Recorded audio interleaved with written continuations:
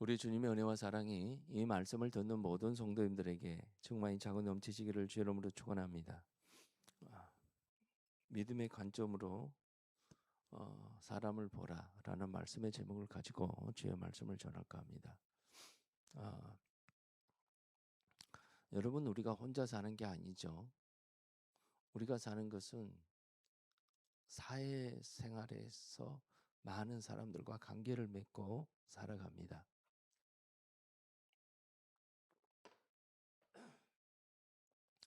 특별히 그 관계를 맺고 살아가면서 사람을 볼 때 그 사람을 어떤 관점으로 보는가에 따라서 대하는 태도가 달라지는 것을 볼 수가 있어요. 그래서 여러분, 어떤 관점으로 내가 봐야 되는 거예요. 그런데 그 관점이라는 것이 내가 그동안 살아오면서 사회적으로 내가 사람들과 관계 속에서 경험되어지면서 나에게 인격이 만들어져요. 그런데 그런 인격 속에서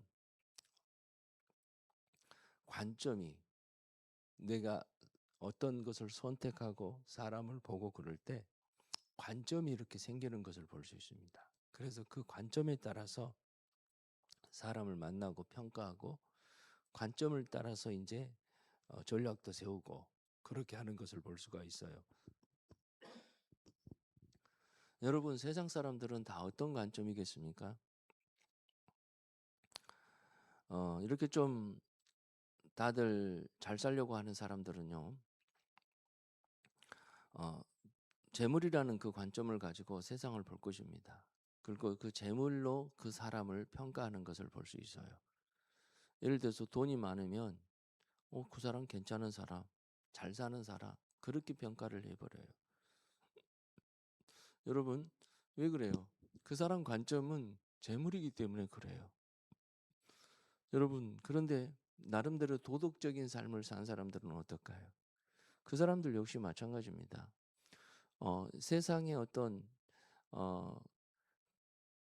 사회적 기반으로 있을 그런 도덕적인 기준이 있어요. 뭐 도덕질하지 않고 기본적으로 뭐 음란하지 않고 그 다음에 또 다른 사람들한테 이렇게 잘 도와주고 그런 관점으로 봐요.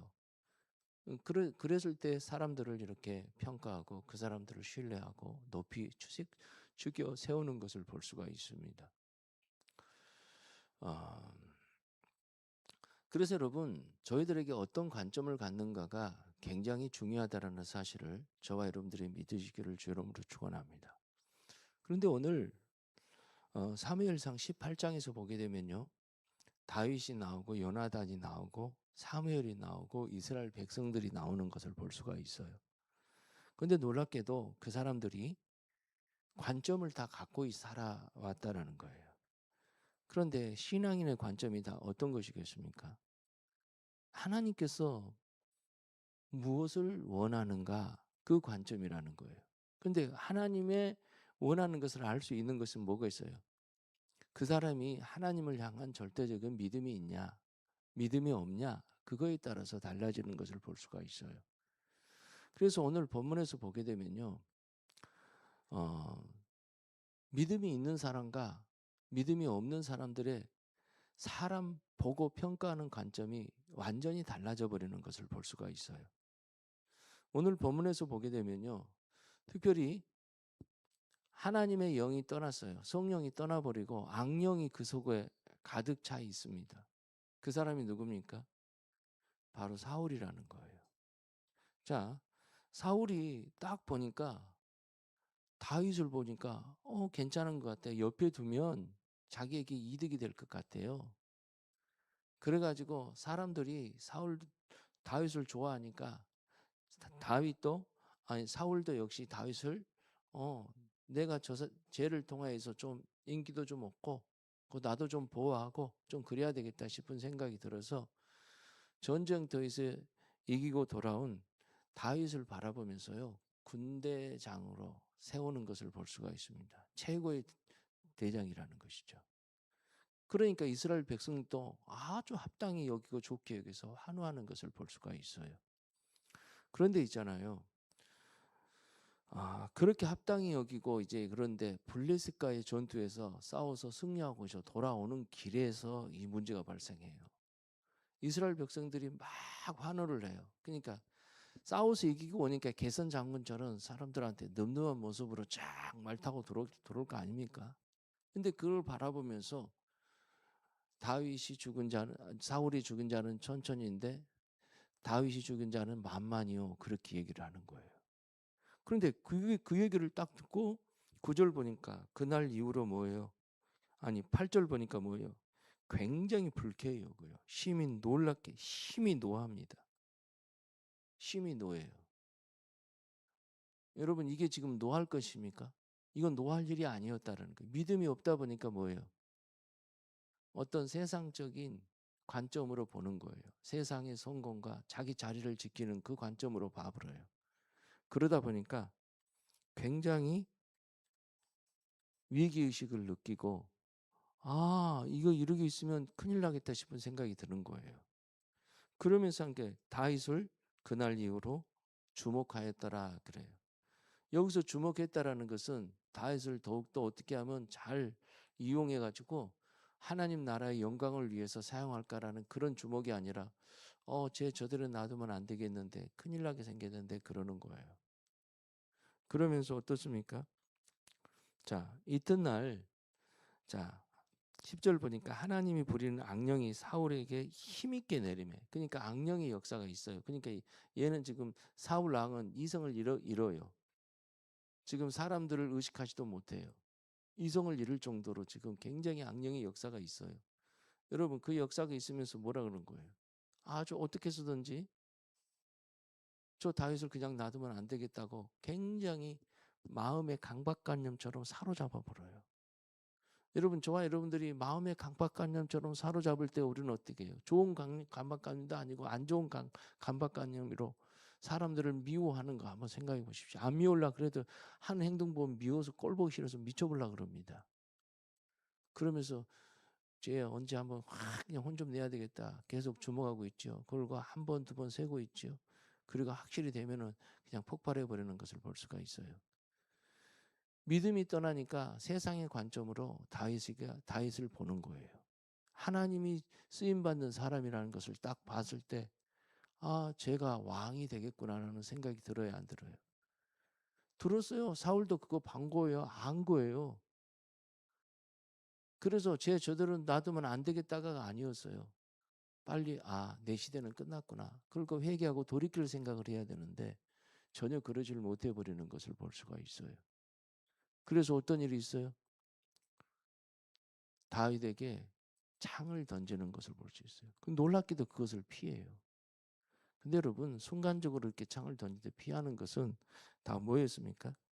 하나님께서 함께 계심으로 여러분 두 번이나 피하는 것을 볼 수가 있다라는 것입니다. 자, 믿는 사람이요. 하나님의 자녀라는 사람이 믿음이 없어요. 믿음이 없다 보니까 믿음의 관점으로 사람을 보지를 못해요. 뭘 관점으로? 세상의 관점으로 봐요. 믿음이 없으니까 자기 욕망이 드러나죠. 자기 자리를 지키려고 그러죠. 사울 왕처럼. 그러다 보니까 내가 교회에서나 직장에서나 여러분 하나님의 뜻은 딱 보게 되면 내가 물러날 때구나. 이때는 내가 자중해야 될 거구나. 그리고 사람을 딱 보게 되면 저 사람은 하나님이 쓰네 그래야 되는데 그게 아니에요. 오히려 시기하고 질투하고 그러는 것을 볼 수가 있다라는 거예요. 시기하고 질투하고 막 그래요. 그러면서 일도 방해하고 못하게 하는 것을 볼 수가 있다라는 것입니다. 저는 목회를 하면서 그런 현장을 많이 겪었어요. 실제로 내가 당하기도 했고 나도 믿음이 없을 때는 그런 사람으로 믿음이 없는 상황에서 그런 관점으로 사람을 볼 때도 많았고요. 그리고 믿음으로 행한 것들에 대해서 좋다고 칭찬하는 것보다도요.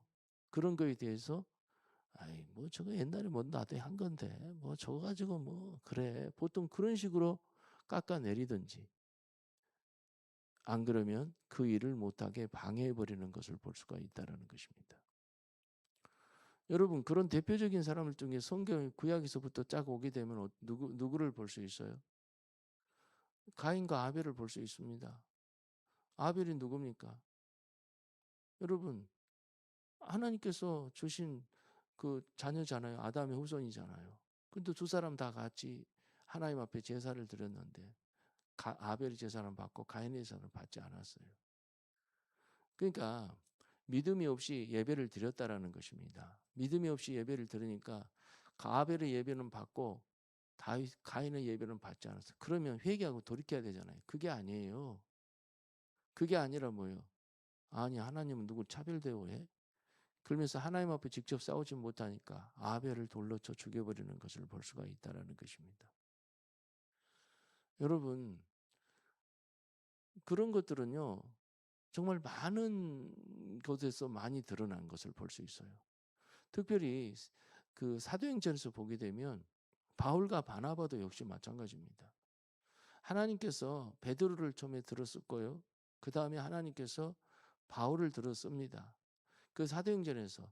근데 거기서 처음에는 바나바를 들었었지요. 그리고 바나바를 통해서 바울을 세웠지요. 그런데 주도권이 바울로 넘어가요. 그러면 거기에 따라서 승복을 했어야 됐었어요. 마가를 데려가지 말라 그랬으면은 그래 아무리 조카라도 내가 아닌 건 아닌지 그러면서 그냥 그대로 데려가지 말았어야 되는데 그냥 데려가잖아요. 아니 그렇게 둘이 같이 대판 싸웠어요. 대판. 여러분 그러다 여러분 그런 게 보여요. 그러니까 믿음이 없는 관점, 믿음이 없는 상태에서 보게 되면요 주도권이 넘어간 줄도 몰라요. 사울도 마찬가지예요. 여러분 제가 그 성기돈 목사님이 계셨어요. 근데 그분 딱 보니까 은퇴해야 될 시기가 다가왔어. 근데 은퇴를 해야 될 딱 타이밍이야. 내가 보기에도 은퇴해야 되겠더라고요. 그런데 끝까지 은퇴 안 하고 계속 계셨거든요. 그런데 주님께서 함께 사역했던 권사님들을 한 분, 두 분씩 데려가시더라고요. 천국으로 데려가시고 그 다음에 또 거기 교회에서 못 살게 만들고 자녀들한테 가게 만들고 그렇게 했어요. 그러면은 더 이상 이제는 내가 은퇴하고 조용히 교회에서 하나님 섬겨야 되겠다. 그래야 되는데 전혀 그러지를 못해버리는 것을 볼 수가 있어요. 그래서 결국은요 개척교회 가가지고 개척에서 제대로 하지도 못했어요.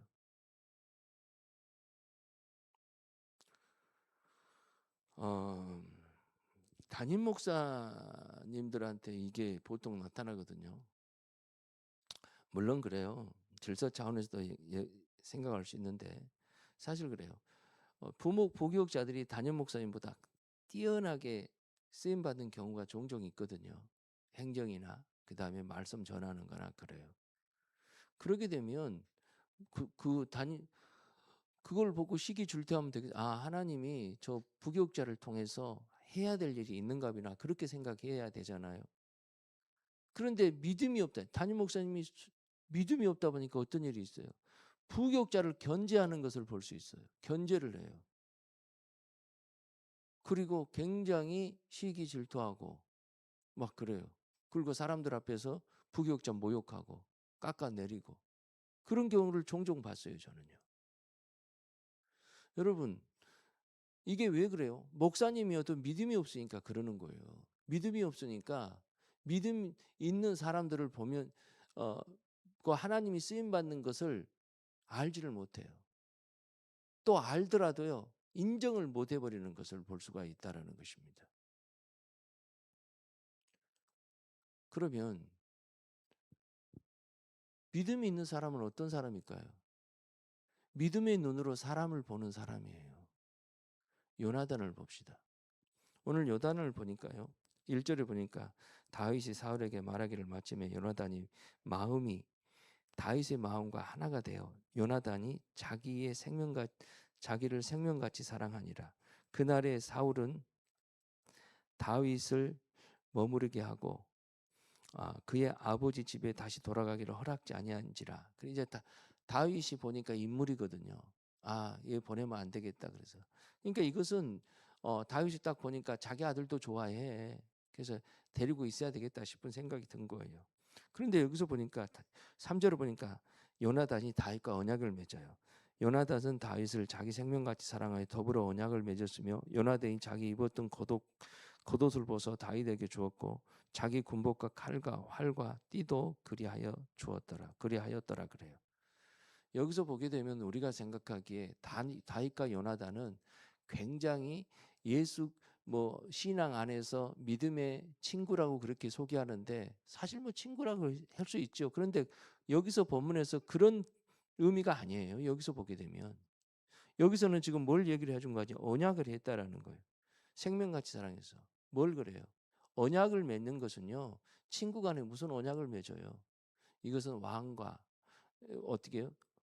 그 왕과 그 신하 사이의 언약을 맺는 것입니다.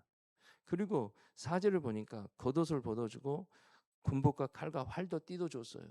이것은 그 당시 칼을 가지고 있는 사람은 사울 왕과 요나단밖에 없었어요. 이런 것들을 몽땅 다 해주는 것은 뭡니까? 요나단은 알았던 거예요.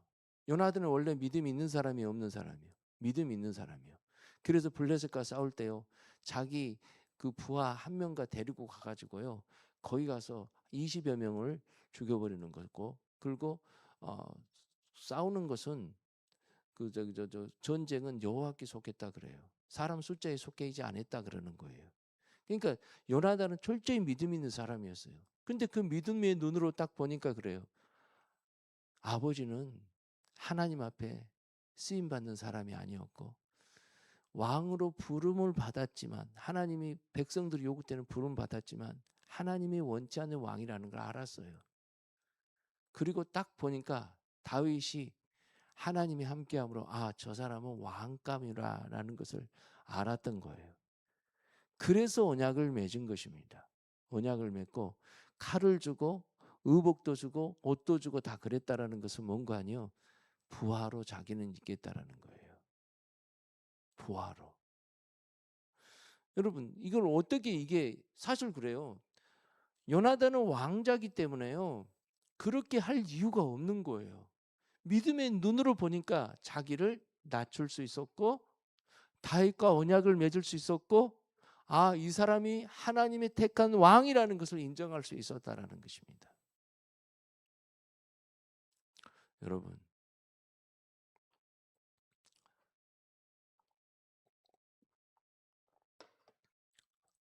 우리는 종종 그런 생각을 해요. 친한 친구가 목회자로 부름받았어요. 근데 그 사람을 하나님이 써요. 여러분 쓴다면 그 사람을 과연 목회자로 인정받는가? 쟤는 옛날 얘기하면서 공부도 못했고 찌질하고 별로였어 그러면서 막 깎여내려요. 하나님이 걔를 통해서 쓰는 바인데 목회자로 부름받고. 아니 저는 나 참 친한 우리 최홍석 장로님만 생각하면 감사해요. 나는 그렇게 강단도 있는 사람도 아니었고 시골에서 그렇게 그냥 늘 약한 사람, 친구들 중에서 가장 약한 존재였죠. 근데 우리 최 장로님은요 저를 깍듯이 대해요. 목회자로. 하나님께서 쓰임받는 것을 아나 봐요. 보이는가 봐요. 그러니까 여러분 믿음의 눈으로 보게 되면요. 내 주변에 있는 사람 아무리 저 사람이 나이가 어려도 저 사람 하나님이 쓰임받는구나 그러는 거예요. 여러분 우리 안승재가요 어렸을 때 기도 응답 잘 받았거든요. 그러니까 승재가 기도하면 응답을 주님이 잘해줬어요. 그러니까 그 대형교회 권사님들이요 승재한테 기도 부탁을 다 했어요. 어린아이한테. 왜요? 어린아이도 쓰임 받으니까 저 하나님이 쓰임 받는 거라는 걸 알았기 때문에 그러는 거예요. 여러분 그래요. 권사님이나 우리 교회 성도들 한 사람 다 하나님께서 쓰임 받는 사람 있잖아요. 우리 성균이 보십시오. 하나님이 쓰임 받잖아요. 찬양의 기름 부심이 있고요. 놀랍게도 하나님께서 은혜를 부어줘요. 그러면 주님께서 뭐 해야 돼요? 그냥 끌고 내려야 돼? 아니에요. 더욱더 격려해주고 위에서 기도해주고 더욱더 쓰임 받을 수 있게끔 하나님에 대해서 가르쳐주고 그렇게 해야 되잖아요. 그리고 세워주고요. 그런데 여러분 쓰임 받지 않는 사람들을 그렇게 세워주고 뭐 하려고 그래도 안 되더라고요. 그게요. 안 돼요. 근데 여러분 그걸 볼 수 있는 것이 뭐냐? 믿음의 눈이라니까요. 믿음의 눈. 바나바가 처음에 어떻게 했어요? 사울을 봤어. 사울. 나중에 바울이었지만. 딱 보니까 하나님이 쓰임 받는 사람이라는 거 알았거든요. 바울이 어떤 사람이에요? 예수 믿는 사람들 잡아 죽이기도 했었고 잡아서 감옥에 집어넣은 사람이잖아요. 제자들도 만나려고 생각하지 않았던 사람이에요. 그런데 그 사람이 부름받고 그 사람이 쓰임 하나님의 제자가 됐다라는 것을 알고 어떻게 해요? 불러다가 안디옥에 세우는 것을 볼 수가 있다라는 것입니다. 목회자 청빙도 역시 마찬가지예요. 우리는 목회자 청빙을요, 그 사람이 하나님께 쓰임 받는가 안 받는가를 봐야 돼요. 괜히 정치적인 논리로 하면 돼요, 안 돼요? 정치적인 논리로 안 하고 내 입맛에 맞는 목회자 찾으면 돼요, 안 돼요? 안 되는 것입니다. 안 되는 거예요. 그래서 저와 여러분들이 하나님에 대한 믿음이 없으면요, 사람을 믿음의 관점으로 보지도 못하고 그러다 보니까 평가도 안 돼요. 그런데 내가 믿음이 있으면 어떻게 돼요? 그 사람이 어린아이든 어른이든 나이가 많이 드셨든 간에 저 사람 하나님이 쓰임 받네. 나이 드신 권사님들이요, 그 시골 교회에서, 시골 교회가 지금도 존재하는 이유가 뭡니까? 교회에서 그렇게 밤새도록 기도를 해요. 그분들이 믿음으로. 그러니까 그런 기도를 들으시고 주님께서 쓰임 받는다 이것이죠. 주님께 쓰임 받는 거예요. 요나단은 믿음의 눈으로 다윗을 봤던 거예요. 그러니까 그가 왕이 다윗이 진짜 하나님이 선택한 왕이고 하나님께 쓰임 받는 왕이라. 그래서 자기 언약을 맺잖아요. 언약을. 그 나중에 어떻게 해요? 요나단이 자기 후손들을요, 다윗한테 맡겨요. 그렇게 맡기고 다윗은 그 후손들을 어떻게 해요? 자기 밥상에서 올려놓고 같이 밥 먹어요. 그래서 여러분, 사람을 볼 때 깎아내리고 사람을 볼 때 어떻게 막 시기 질투나고 그러면 내가 믿음이 없다라는 걸 생각해야 돼요. 저 사람이 하나님 일을 잘하고 있는데 우습게 여기죠? 믿음이 없다는 걸 생각해야 돼요. 내가 믿음이 없구나. 그런데 저 사람이 하나님 앞에 귀하게 쓰임받는 거예요. 저 사람이 하나님께서 쓰임받아서 일을 하는구나 그러는 거예요. 쓰임받아서 일을 하는구나. 여러분, 아무리 못 배웠고요, 아무리 가진 것 없다 그래도요, 하나님께서 들어 쓰임받는 사람들을 보게 되면요, 존중할 줄 알아야 되고 인정해 줄 줄 알아야 되는 거예요. 그런데 제 옛날에 가방 들고 다녔던 얘인데 제 옛날에 나한테 맨날 두드려 맞았던 여러분, 그런 생각하면 되겠어요? 아니죠.